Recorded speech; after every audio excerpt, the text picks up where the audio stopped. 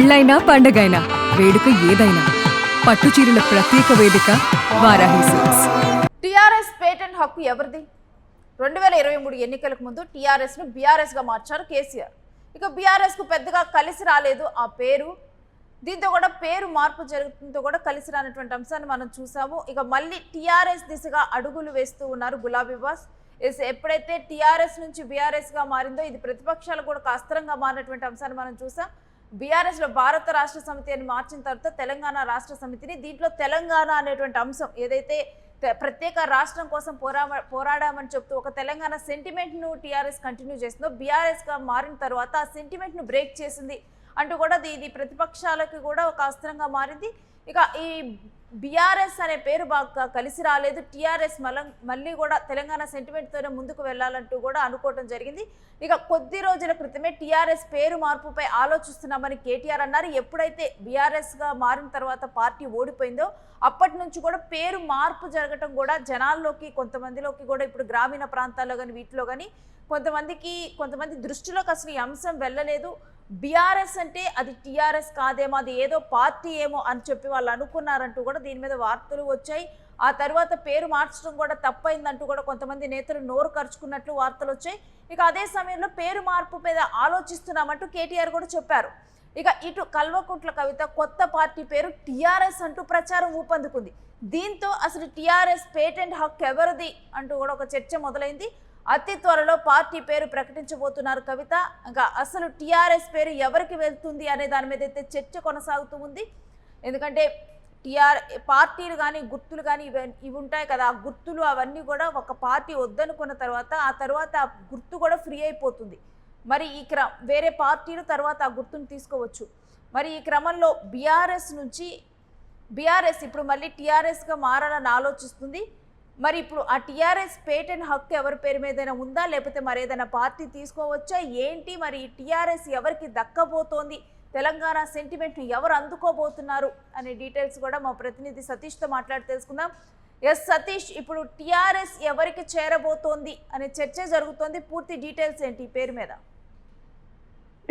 ప్రస్తుతం రాజకీయ పరిణామాల ప్రకారం అయితే టిఆర్ఎస్ పేరు విషయంలో భారత రాష్ట్ర సమితి నాయకత్వం మరియు కల్వకుంట్ల కవిత మధ్య తీవ్ర చర్చ జరుగుతున్న పరిస్థితి కనిపిస్తుంది. ప్రస్తుతం ఏదైతే కవిత తన పార్టీ ఆవిర్భావం కోసం ఈ నెల 25న మరి పార్టీని ప్రకటించనున్నారు. ఈ గతంలో ఈ మధ్య కాలంలో టిఆర్ఎస్ పేరును కూడా నేను పరిగణలోకి తీసుకుంటున్నాను, ఆ పేరు మీద కూడా నేను చర్చిస్తున్నాను అని ఒక వ్యాఖ్య చేయడం, ప్రధానంగా ఏదైతే బీఆర్ఎస్ పార్టీకి సంబంధించిన వారు మొత్తం కూడా ఈ పార్టీకి సంబంధించినటువంటి కార్యకర్తలు కావచ్చు, పార్టీ నాయకులు కావచ్చు, అందరూ కూడా కొంత ఆందోళన పరిస్థితిలో ఉన్నారు. ఎందుకంటే టిఆర్ఎస్ పేరు కనుక ఖచ్చితంగా కవిత తీసుకుంటే మరి బీఆర్ఎస్ కి కొంత మరి రాజకీయంగా కొంత ఇబ్బంది కలిగే అవకాశం ఉంటది. ఎందుకంటే టిఆర్ఎస్ ఇప్పటికే తెలంగాణ రాష్ట్రంలో ఇంటింటికి వెళ్ళినటువంటి ఇది ఉంది. ఎందుకంటే ఆ పేరు తెలియని వారు అంటూ కూడా తెలంగాణ రాష్ట్రంలో ఎవరు ఉండరు. టిఆర్ఎస్ కి ఆ పేరుకి తెలంగాణ ప్రజలకు చాలా అనుబంధం ఉంటది కాబట్టి కొంత తొందరగా ప్రతి ఇంటికి చేరుకునే వ్యవహారం ఖచ్చితంగా ఉంటుంది. ఈ నేపథ్యంలోనే కవిత కూడా మరి ఆ పేరును సూచిస్తున్నట్టు తెలుస్తుంది. ఎందుకంటే టిఆర్ఎస్ పేరును ఏదైతే 2022లో కేసీఆర్ మరి బీఆర్ఎస్ గా మార్చిన పరిస్థితి అయితే కనబడుతుంది. దాని తర్వాత ఈసీఐ మరి బీఆర్ఎస్ పేరును కూడా ఆమోదించారు. దాని తర్వాత టిఆర్ఎస్ పేరుతో ఏ పార్టీ కూడా మరి రిజిస్టర్ అయి లేదు కాబట్టి ప్రస్తుతం కల్వకుంట్ల కవిత తన పార్టీకి ఆ పేరు పెట్టుకోవాలనేది కూడా మరి యోచిస్తున్నట్లు తెలుస్తా ఉంది. ఒక పెద్ద ఎత్తున ప్రచారం కూడా జరుగుతుంది. బీఆర్ఎస్ వర్గాల్లో మాత్రం ఖచ్చితంగా ఆందోళన కలిగించే అవకాశం ఉంది. అయితే ఇటీవల కేటీఆర్ చేసినటువంటి కామెంట్స్ ఒక్కసారిగా అంటే కవితకు చెక్ పెట్టే విధంగా కూడా కేటీఆర్ మరి మాట్లాడిన పరిస్థితి కనబడతా ఉంది.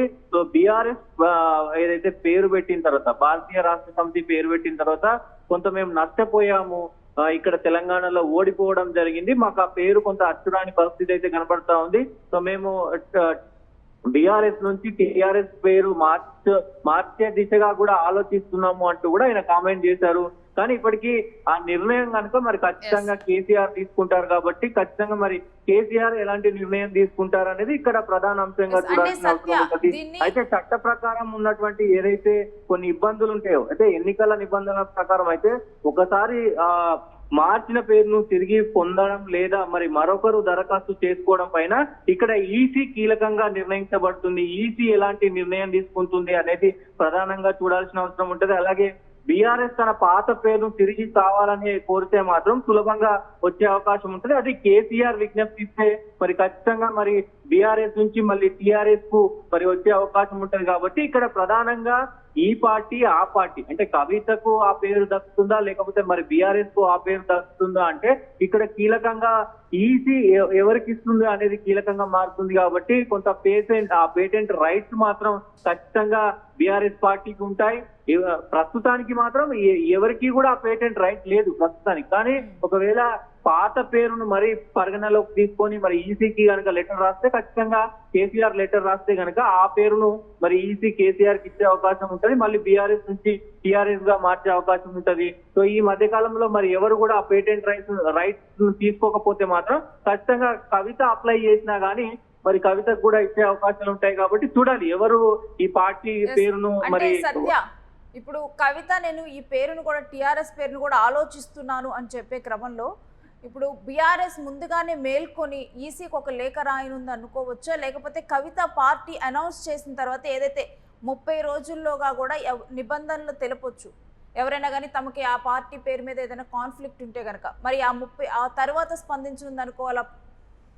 డెఫినెట్ గా ఇప్పటికే మరి ఈసీ కూడా మరి కవిత మరి కొంత న్యాయవాదుల త్రూ కూడా ఆ పేరు పైన అంటే ఒకవేళ ఈసీ ఎలా స్పందిస్తుంది అనే దానిపైన కవిత కొంత లెటర్లు రాసినట్టు తెలుస్తా ఉంది. నిజంగా మరి ఈసీకి లెటర్ రాస్తే గనక మరి కేసీఆర్ ను కూడా ఎందుకంటే ఉన్నటువంటి సిచ్యువేషన్ ఉన్నటువంటి రాజకీయ మొత్తం వ్యవస్థ కావచ్చు మొత్తం ఆయనకు ఉన్నటువంటి అనుభవం కావచ్చు ఇవన్నీ దృష్ట్యా ఈసీ కూడా ఒకసారి మళ్ళీ ఆ పార్టీని అడిగే అవకాశం ఉంటది. మీ పేరుకు వేరే వాళ్ళు తీసుకోవడానికి కోరుతున్నారు మరి మీరేమంటారు అని అడిగే అవకాశం ఉంటది. కాబట్టి ఖచ్చితంగా ఇక్కడ కేటీఆర్ కూడా కొంత వ్యూహాత్మకంగా వ్యవహరిస్తున్నాడు అనేది చూడాల్సిన అవసరం ఉంది. అయితే ఈ 25వ తారీఖు లోపు ఖచ్చితంగా మరి టీఆర్ఎస్ పార్టీకి సంబంధించి ఇటు బీఆర్ఎస్ నాయకులు ఎవరైనా మరి ఆ పేరు కోసం దరఖాస్తు చేసుకుంటే గనక కవితకు దక్కే అవకాశం లేదు ఎవరు గనక ఒకవేళ మరి దరఖాస్తు చేసుకోకపోతే మరి ఈసీకి లెటర్ రాయకపోతే కనుక ఖచ్చితంగా కవితకు దక్కే అవకాశం ఉంటుంది. మరి కవిత ఆ పేరు కూడా పెట్టుకునే అవకాశం ఖచ్చితంగా ఉంటది.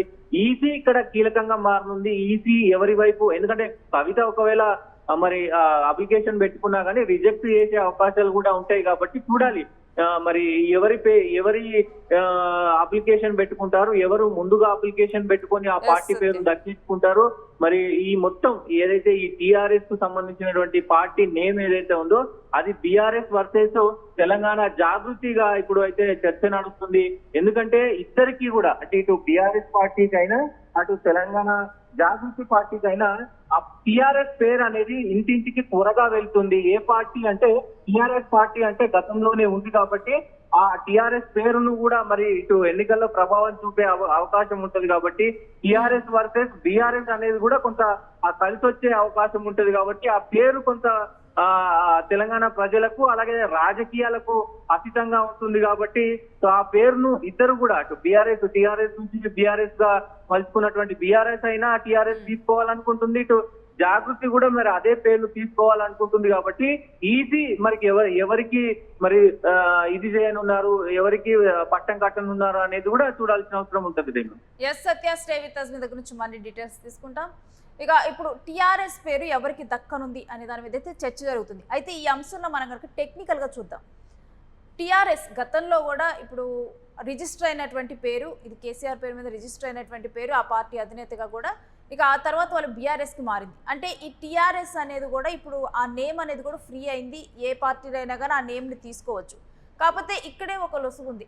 ఏదైనా పార్టీ వచ్చిన తర్వాత ఒకవేళ గతంలో ఎగ్జిస్ట్ అయినటువంటి పార్టీ వాళ్ళ ఆ పార్టీ నేమ్ ఎక్కువ కాలం కూడా ఉపయోగించలేదు. కేవలం ఒక 2 నెలలు ఒక పార్టీ పేరు ఉపయోగించారు, ఆ తర్వాత మార్చుకున్నారు అనుకున్నా కానీ ఆ సమయంలో కూడా ఈసీ ఇక్కడ యాక్ట్ చేస్తుంది. ఏంటంటే ఎప్పుడైతే ఈ పేరును మరొక పార్టీ తమకు కావాలని చెప్పటం జరిగిందో ఆ క్రమంలో కూడా ఎవరైనా అభ్యంతరం ఒక 30 రోజుల్లో కూడా అభ్యంతరం చెప్పొచ్చు. అభ్యంతరం చెప్పినప్పుడు అప్పుడు సాధ్యాసాధ్యాలను పరిశీలిస్తుంది. ఆ సాధ్యాసాధ్యాలను పరిశీలించినప్పుడు అంటే గతంలో ఈ పేరు జనాల్లో కనుక బాగా ప్రాచుర్యం పొందినా కానీ ఈ పేరు వల్ల ఏదైతే గతంలో ఈ పేరు పెట్టుకున్నటువంటి పార్టీకి ఏదైనా అడ్డంకులు వస్తాయని అనుకున్న క్రమంలో కూడా ఈసీ అయితే ఆమోదించదు. ఇలా చూసినప్పుడు టీఆర్ఎస్ మీద డెఫినెట్గా కూడా ఒకవేళ కనుక టీఆర్ఎస్ కవిత కనుక చెప్తే దీని మీద బీఆర్ఎస్ అభ్యంతరం చెబుతుంది. ఎందుకంటే ఇప్పటికీ కూడా కొన్ని ప్రాంతాలలో బీఆర్ఎస్ను టీఆర్ఎస్ అనే పిలుస్తూ ఉంటారు కొంతమంది. ఈ క్రమంలో ఒక ఓటు వేసేటప్పుడు బీఆర్ఎస్ టీఆర్ఎస్ అని కనిపిస్తే టీఆర్ఎస్ కేసీఆర్ పార్టీ అని అనుకునే అవకాశం కూడా ఉంటుంది. ఈ అన్ని అంశాలను కూడా బీఆర్ఎస్ ఈసీ ముందర లేవనెత్తే అవకాశం ఉంది. సో టీఆర్ఎస్ మనం చూస్తే కనుక అంటే ఇటు కవితకు ఒక 60% వరకు కూడా, అసలు ఎక్కువ శాతం కూడా కవితకు టీఆర్ఎస్ పేరు రాకపోవటానికే అవకాశం ఉంది.